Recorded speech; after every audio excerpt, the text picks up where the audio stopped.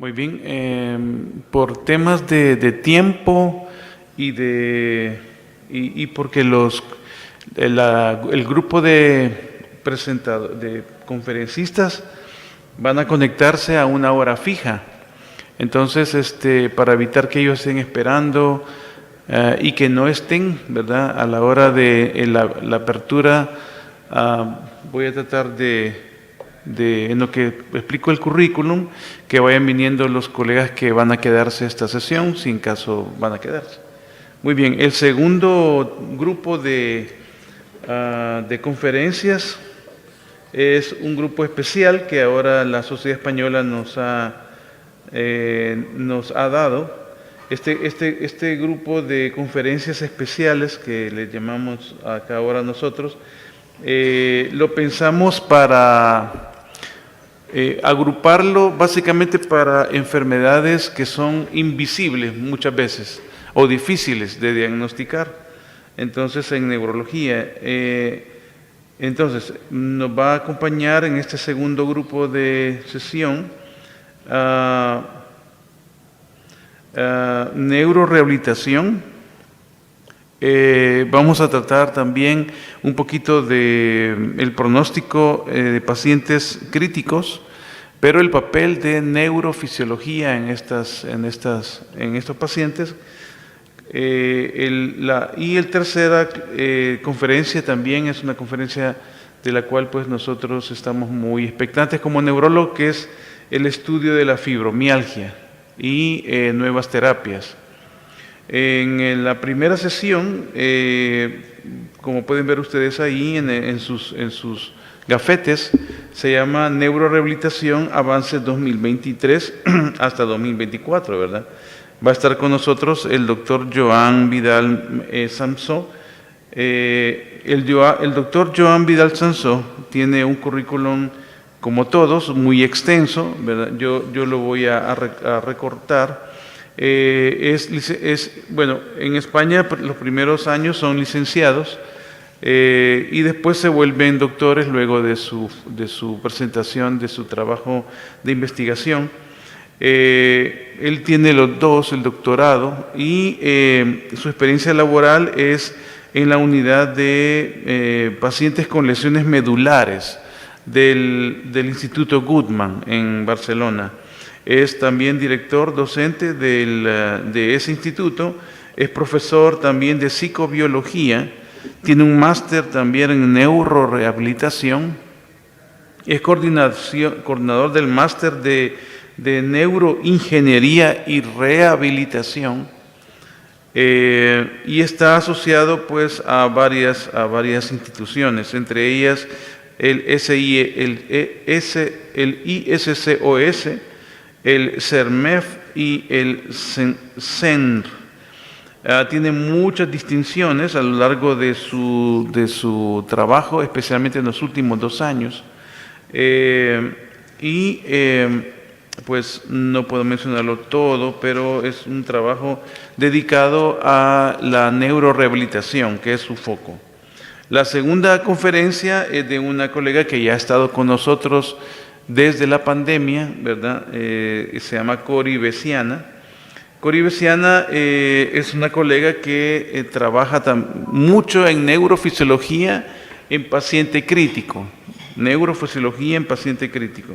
El año pasado, ustedes pueden llevar una continuidad de estas conferencias accediendo a la página web de Médicos de Salvador y ven la conferencia, entran con su número actual, que es su acceso que tienen ahora, y pueden revisar la conferencia del año pasado que habla también de neurofisiología en paciente en coma y la experiencia de la doctora en pacientes en coma. También está un poco ligado a algunas de las conferencias que vimos en línea el día de ayer también, que con el Hospital de Ohio vimos un grupo de pacientes que se examinan por punto de vista neurofisiológico. Bien, la doctora Cori Besiana, ella también licenciatura, luego doctorado en la Universidad de Barcelona, tiene una formación especializada en neurofisiología clínica y tiene un MIR. El MIR es el examen de residencia en neurofisiología clínica en el Hospital Universitario de Belviche en el año 98. Ella es especialista en neurofisiología clínica en el Hospital Universitario de Belviche, donde tiene su foco de trabajo, y se dedica al paciente neurocrítico, o sea que ella está involucrada en el pronóstico, el diagnóstico también de estos pacientes. Es profesora asociada de la Universidad de Barcelona, tiene asociaciones a la Asociación Catalana, Sociedad Española de Neurología Clínica, la SEM, la SELECME, que es la Asociación Española de Electrodiagnóstico Neurológico, y la asociación que es su brazo adherido, ¿verdad?, que es brazo de la SEM. También es también parte del grupo del Brainstem Special of Interest. Tiene muchas distinciones, ¿verdad?, a lo largo de su carrera, distinciones en electrodiagnóstico por trabajos realizados. Tiene uno con el doctor Muñoz, que era un compañero que tuve también yo en el posgrado, en manejo de pacientes con descargas no epileptiformes. También tiene una distinción de encefalografía en el reconocimiento de delta Broch en pacientes con encefalitis por NMDA. Y finalmente está un ponente que es ahora nuevo en esta serie de presentaciones, el doctor Joan Deus Yela. Él es psicólogo, y dice, cuando discutimos esto, cuando hicimos el diseño, un psicólogo. ¿Y por qué un psicólogo? Porque él tiene una especialidad, una atribución especial en pacientes con fibromialgias, muy interesante, y estudios específicos en estos pacientes, ¿verdad?, que me ha parecido muy interesante, sobre todo en el diagnóstico de estos pacientes. Él es doctor en psicología de la Universidad de Barcelona, tiene una formación de residencia en neuropsicología del Servicio de Neurología del Hospital de Santa Creu, título oficial de especialista en psicología clínica, es experto en neuropsicología por la Generalidad en psicología clínica, el Colegio Oficial de Psicólogos de Cataluña. Tiene el certificado europeo también en psicología clínica. Tiene una experiencia laboral como catedrático, profesor de la universidad, también de la cátedra de psicología. Es profesor también que está adscrito a la Facultad de Psicología de la UAB, profesor también de psicología de la facultad, pero como profesor lector, coordinador, y del posgrado también de psicología también en la unidad. Tiene muchas distinciones, ¿verdad? Y es un colega que también tiene muchos trabajos del tema que vamos a tratar ahora con él. El doctor Joan Deus va a hablar de fibromialgia, neuroimagen y la personalidad. La doctora Cori Veciana, pronóstico del paciente crítico, y el doctor Joan Vidal Samson en neurorehabilitación, avances 2023. Así que para mí es un honor tenerles acá. Ellos se conectarán al final de las 3 sesiones.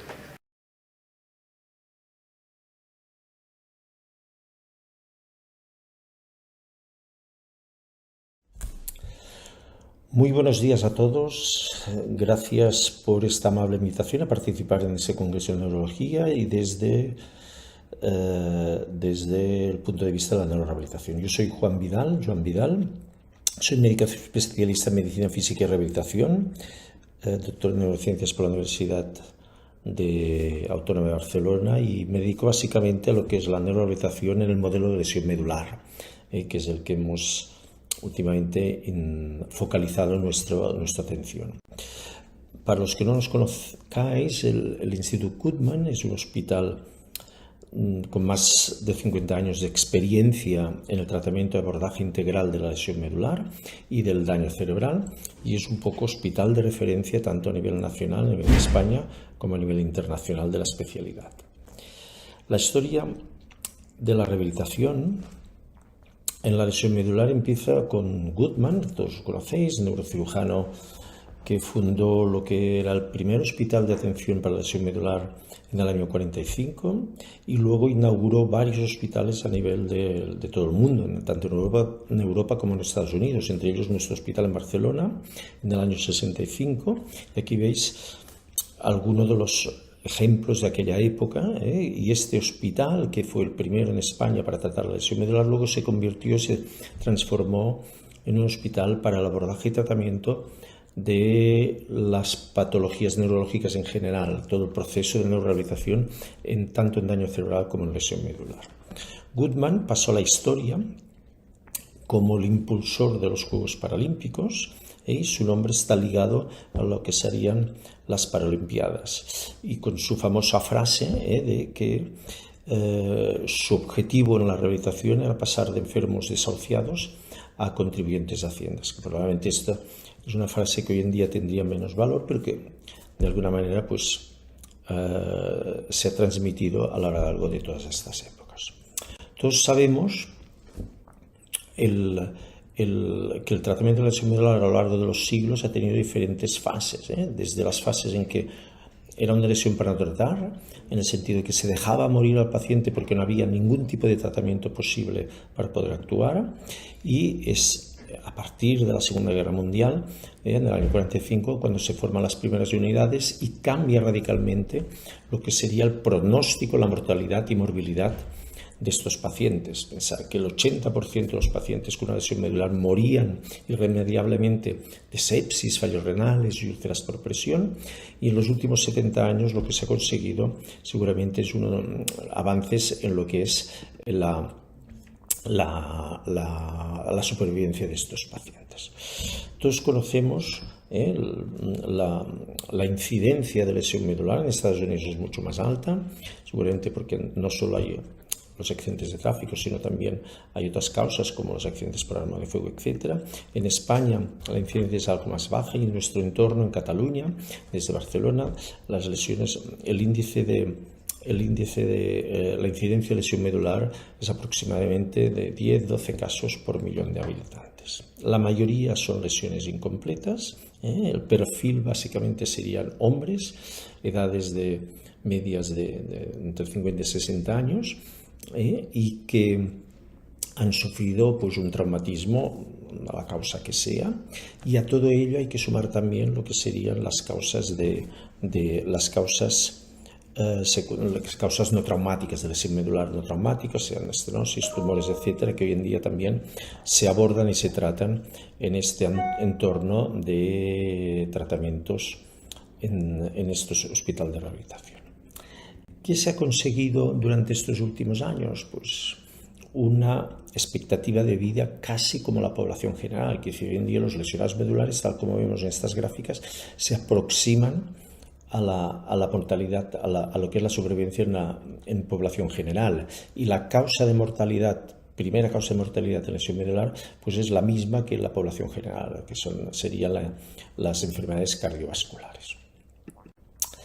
¿A qué nos dedicamos nosotros? Nos dedicamos a la neurorehabilitación, que es un proceso indudablemente complejo, clínico complejo, que está dirigido básicamente a restituir, minimizar y compensar todas las alteraciones funcionales aparecidas en una persona que tiene una discapacidad de origen neurológico. Al final es compensar estas alteraciones garantizando que una persona que ha sufrido una grave discapacidad de origen neurológico reciba un tratamiento lo más personalizado posible, de suficiente intensidad y durante un periodo de tiempo, todo ello a un coste sostenible. Si entramos en lo que es la fisiología de la fisiopatología de la lesión medular traumática, para explicar exactamente lo que pasa tras una lesión de este tipo, sabemos que hay un daño primario, que es el producido en el mismo momento y en el instante del accidente, donde hay una fractura vertebral con un gran compromiso vascular y con una afectación neurológica, y después en los pocos segundos, minutos, se produce lo que es un daño secundario que va a agravar lo que es el resultado final de esta lesión. ¿Cómo ha cambiado hoy en día el abordaje integral del tratamiento? Es porque han aparecido nuevas terapias y nuevas maneras de afrontar esta grave lesión. Sabemos que hay una lesión traumática con un gran desgarro de todas las estructuras, tanto óseas, vasculares, etc. Y se produce lo que llama un proceso de inhibición a la regeneración. Hay un mal ambiente inhibitorio que dificulta enormemente cualquier proceso de regeneración. Todos conocéis lo que pasa en esta primera fase, donde hay una pérdida axonal de neuronas con procesos de desmielinización, y se van sumando una cascada de fenómenos bioquímicos que va a agravar al final el proceso final de esta lesión. La lesión, los intentos de mejorar este tipo de lesiones ha ido variando a lo largo de la historia. En este momento tenemos diferentes aproximaciones y estrategias de cara a intentar mejorar el pronóstico final de la lesión. Por un lado, intentar que se produzca una regeneración axonal, aprovechando el crecimiento espontáneo axonal y aprovechar qué capacidad tiene de regenerar axonalmente. Aprovechamos este sprouting, esta regeneración espontánea tras la lesión. Es muy importante la posibilidad de formación de nuevos circuitos, de nuevas sinapsis que van a ayudar a que se produzcan fenómenos de plasticidad y con ello que mejore la funcionalidad. Y al final, uno de los avances más interesantes y que comentaremos a lo largo de la charla es la posibilidad de crear circuitos neuronales nuevos y ayudarnos de técnicas como la neuromodulación o la neuroestimulación. Si uno hace un análisis de lo que hemos hecho durante estos años, estas últimas décadas, durante muchos años la neurorehabilitación se ha centrado en maximizar la función aquella conservada después de una lesión o cualquier tipo de lesión, de manera que reeducamos a los pacientes de cara a utilizar aquellas funciones que han quedado permanentes o remanentes con ayudas, sistemas compensatorios que van a facilitar que aquel paciente vuelva a conseguir su máxima independencia funcional. Esto es válido aún hoy en día, sigue siendo válido para nosotros y es parte del tratamiento rehabilitador que aplicamos en nuestros centros. Pero hay un cambio en el paradigma de la rehabilitación que nos ha cambiado y nos ha hecho avanzar de alguna manera hacia otros fenómenos, entre ellos el entender cómo la neuroplasticidad ayuda a los científicos hoy en día a aceptar que puede haber mejoras funcionales sin necesidad de reparaciones estructurales.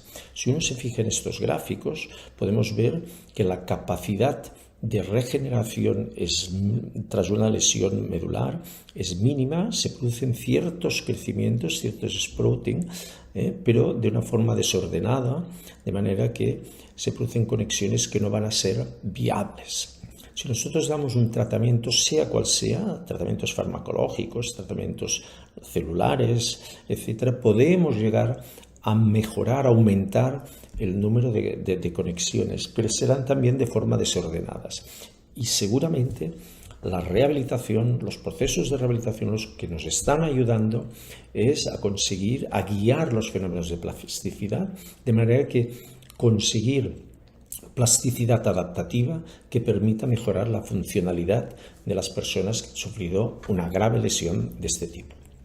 Por tanto, hoy en día el fenómeno, la plasticidad se ha convertido en uno de los tópicos en avance hacia las posibles curaciones de una lesión medular o las posibles mejoras funcionales. Y si miramos este gráfico donde analiza los diferentes artículos publicados en estos últimos años, vemos que cada vez más se ha focalizado sobre hablar de plasticidad y menos sobre regeneración, de manera que nos indica de alguna manera por dónde están en este momento es las líneas de investigación que analizaremos. Uno ve claramente en este gráfico cómo en una fase inicial de la lesión medular la investigación se ha focalizado en modular la respuesta inflamatoria utilizando intervenciones farmacológicas, pero todos sabemos la dificultad que hay hoy en día de poder encontrar fármacos aplicados a las primeras horas del accidente y que permitan mejorar el pronóstico funcional de la lesión. Y en cambio, lo que se centra hoy en día la investigación es en la fase subaguda crónica, en el sentido que utilizaremos modelos, nuevas terapias farmacológicas intentando modular plasticidad, utilizaremos la ingeniería de tejidos con los scaffolds para enviar fármacos al lugar de la lesión, y nos centremos en dos grandes líneas que seguramente han cambiado lo que es el pronóstico y en el futuro serán seguramente las líneas más actualizadas en el abordaje de la lesión medular. Por un lado, la neuromodulación y la neuroestimulación, y por el otro, lo que sería el trasplante celular. En los próximos minutos nos dedicaremos un poquito a explicar nuestra experiencia alrededor de estas dos grandes líneas. Pero sí que me gustaría, antes de continuar, focalizar en lo que nos ha ayudado a cambiar un poquito lo que es el paradigma de la rehabilitación. Seguramente hay diferentes abordajes en rehabilitación. La rehabilitación es básica para conseguir procesos de mejora, pero seguramente tanto la constant therapy, que nos cambió un poquito en los años 90 esta capacidad de mejorar la representación cortical tras un ictus, focalizando en inhibir la mano sana y rehabilitar y actuar sobre la mano afectada, fue uno de los cambios interesantes, así como cambiar lo que era el tratamiento rehabilitador en general y focalizar hacia lo que es conseguir una bipedestación o un cambio en el patrón de marcha. Es decir, todos los sistemas robóticos que nos hayan ayudado a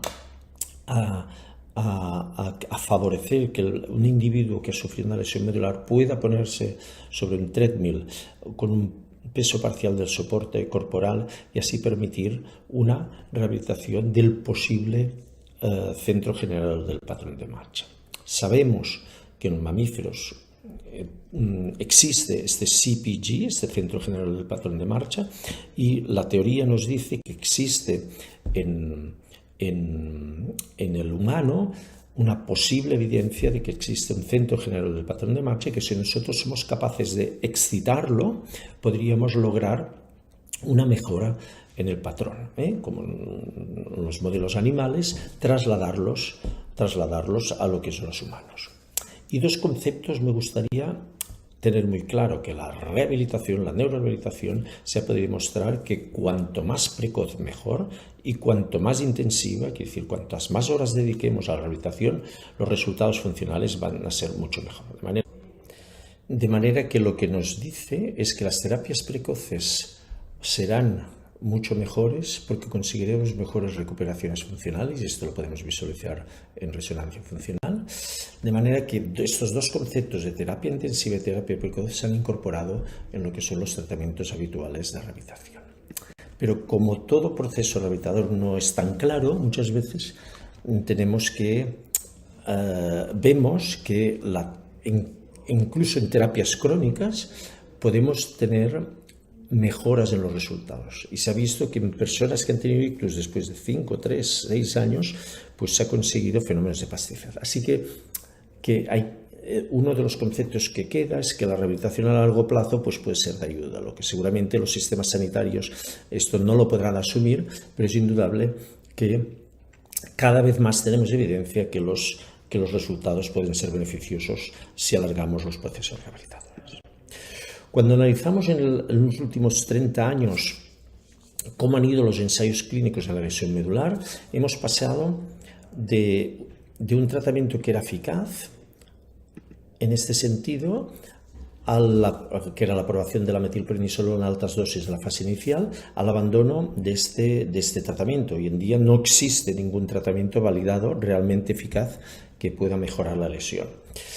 Sí que hemos visto una cierta tendencia que el tratamiento rápido de descompresión quirúrgica que temprano y la terapia intensiva pueden favorecer lo que es que mejoremos los resultados funcionales a largo plazo de estos pacientes.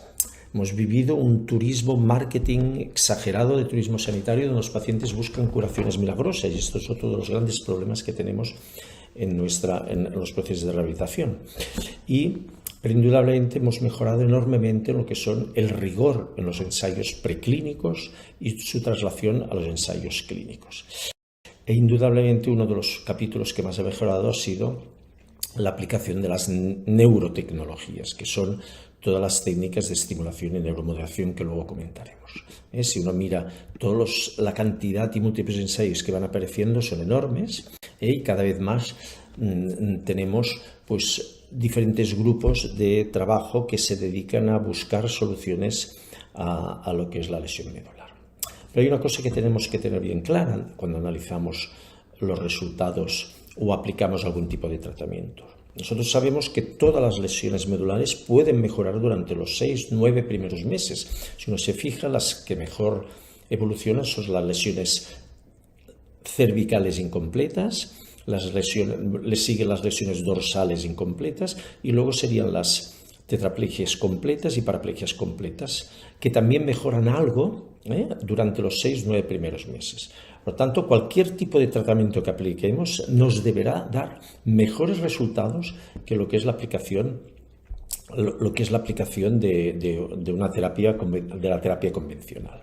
En Europa existe lo que es el EMSCI Group, que es un grupo de hospitales donde nosotros formamos parte, que se dedica al estudio de la lesión medular, analizando desde la fase aguda a la fase subaguda y crónica diferentes escalas, evaluaciones, tanto clínicas funcionales como neurofisiológicas, y nos permiten saber cuál es el curso espontáneo de recuperación de las lesiones, tanto desde el punto de vista de exploración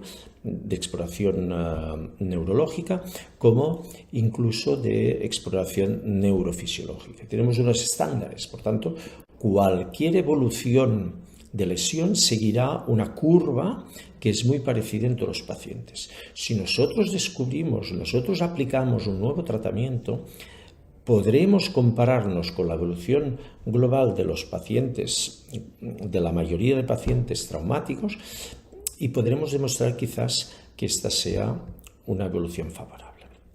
Vamos a ver de forma somera los diferentes avances que se han producido en estos últimos años. Y lo he querido englobar o dividir en tres grandes apartados. Por un lado, lo que serían los avances en ingeniería, en bioingeniería de la rehabilitación, lo que son neurotecnologías. Después tendríamos un gran apartado sobre estimulación y neuromodulación, que es uno de los grandes capítulos interesantes que se han profundizado en estos últimos años, y luego finalmente algo sobre la medicina regenerativa. Hay muchos elementos, muchos sistemas robóticos hoy en día, tanto de extremidades superiores como de extremidades inferiores, que ayudan a que los tratamientos rehabilitadores se puedan hacer de forma más intensiva y más a largo plazo.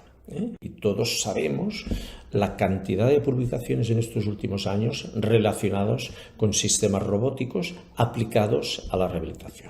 Y tenemos sistemas sofisticados y más sencillos de cara a la rehabilitación de extremidades inferiores. Todos conocemos la eficacia del sistema Locomat, el sistema de soporte parcial del peso corporal, que se ha incorporado como una herramienta habitual en los centros de neurorehabilitación. De manera que los pacientes sabemos que puestos en una cinta treadmill y con soporte del peso corporal consiguen llegar a mejores funcionalidades que los pacientes tratados de forma conservadora tradicional.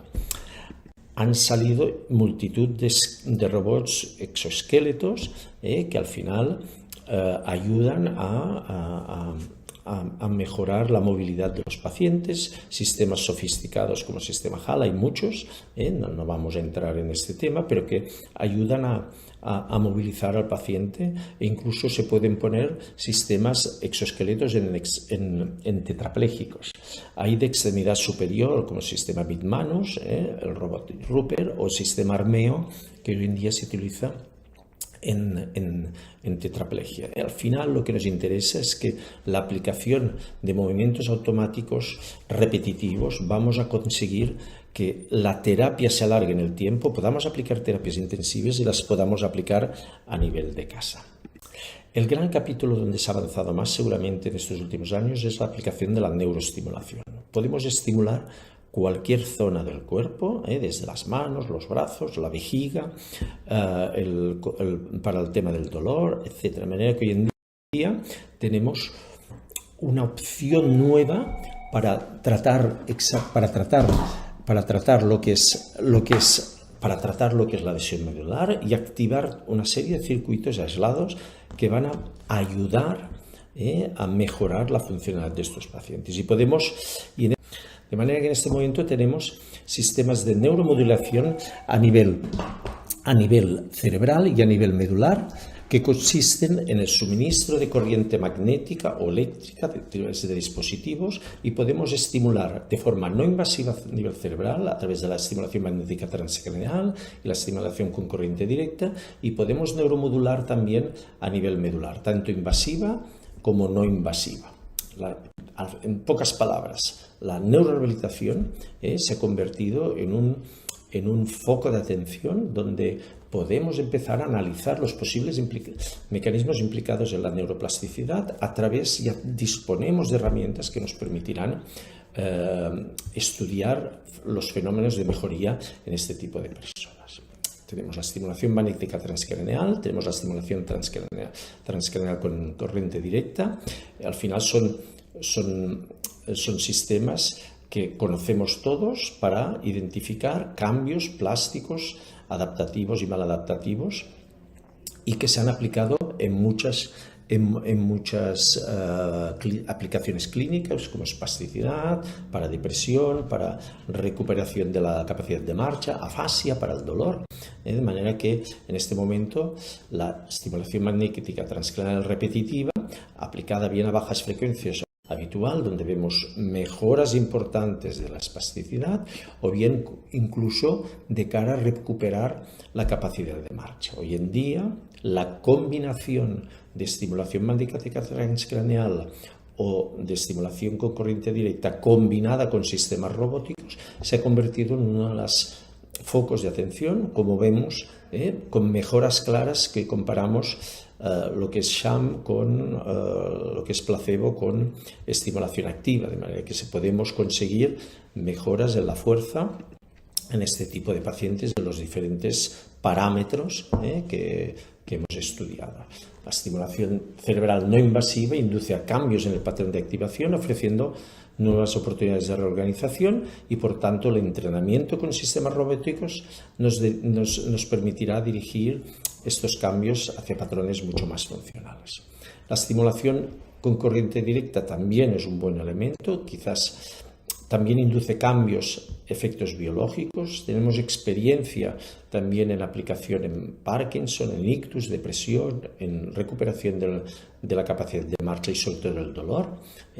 Y la combinación de lo que sería realidad virtual con estimulación con corriente directa se ha convertido también en un buen sistema de ayuda, en el sentido, como vemos, mejoras, en este caso reducciones, lo que sería el dolor en diferentes ensayos que hemos hecho en varios pacientes. Y me gustaría concretar y focalizar lo que es la neuromodulación espinal en la lesión medular. Quizás es uno de los capítulos que más se ha evolucionado en estos últimos años.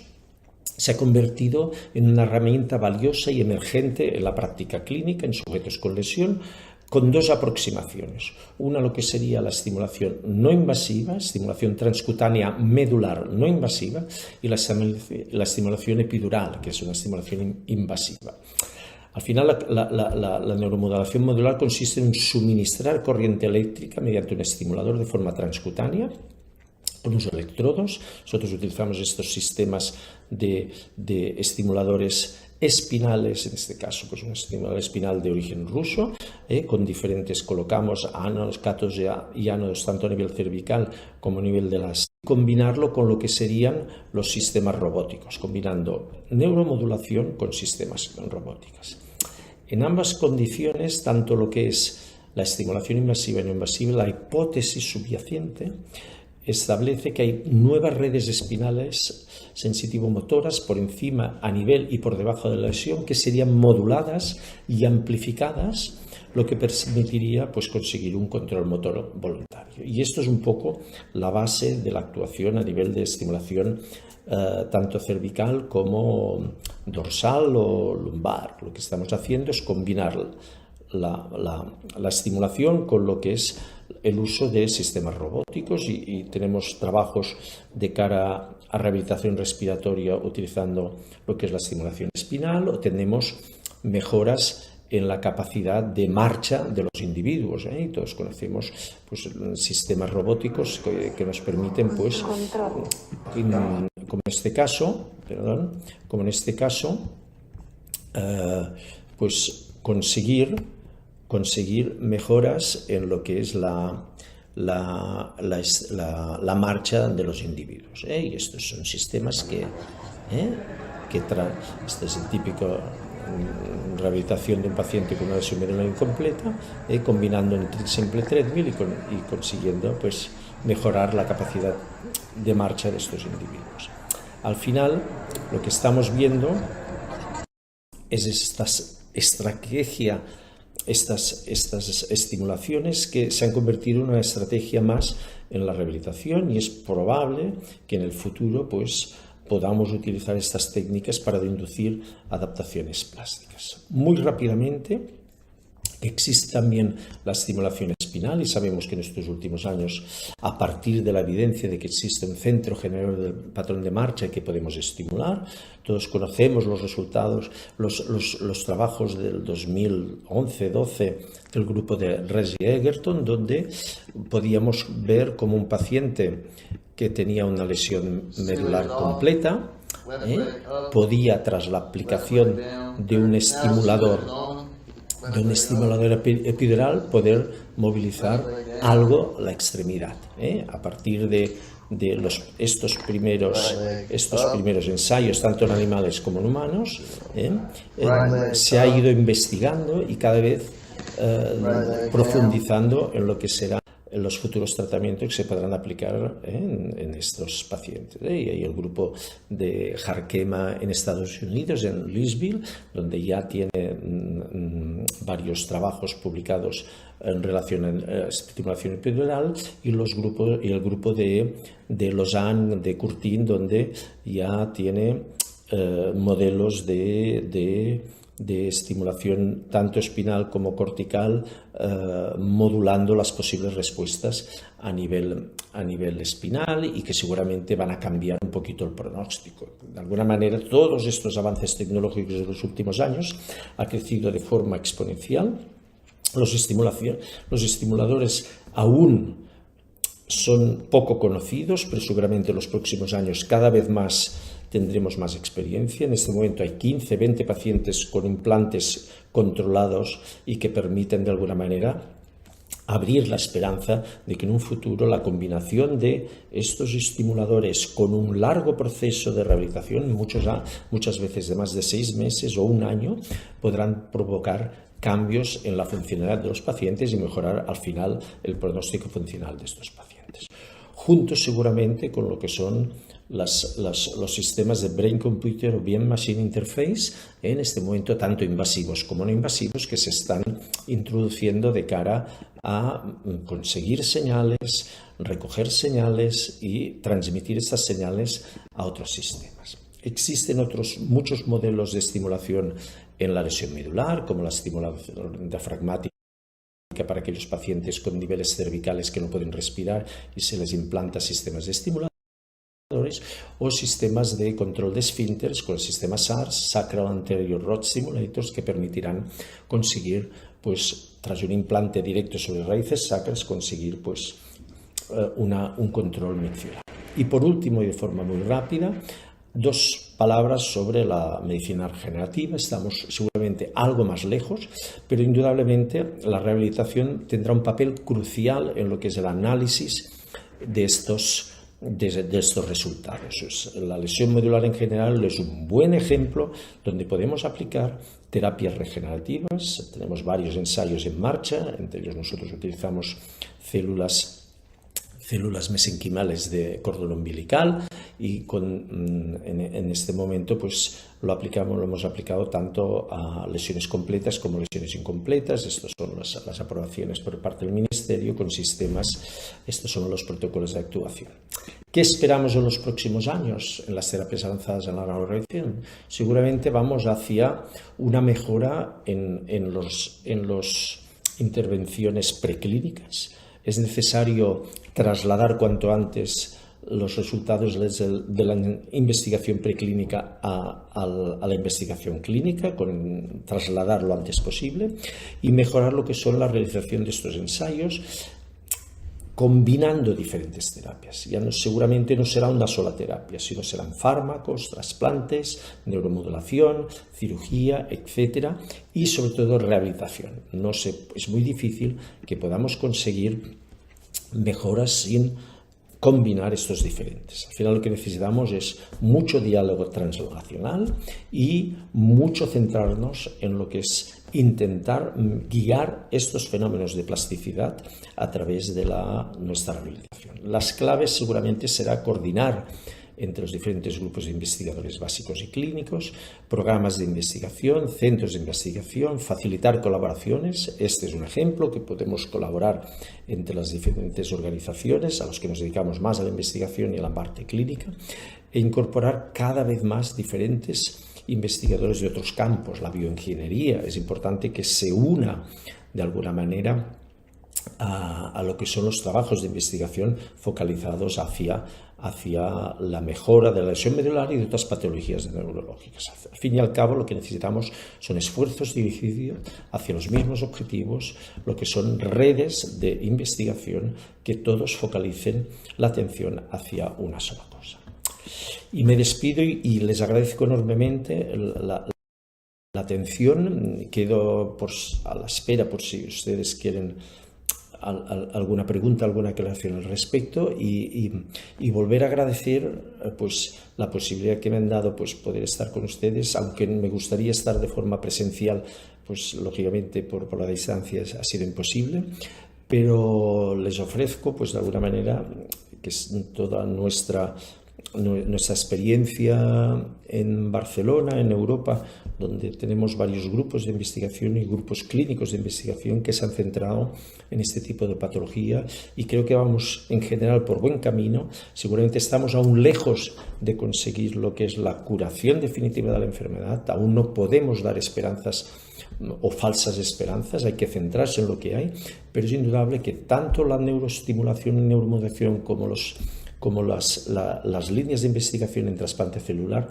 abren nuevas perspectivas de futuro y esperamos que estas cada vez más se concreten en resultados interesantes. Sin más, me despido. Muchas gracias por su atención y quedo pues a disposición de ustedes. Adiós, muy buenos días y gracias.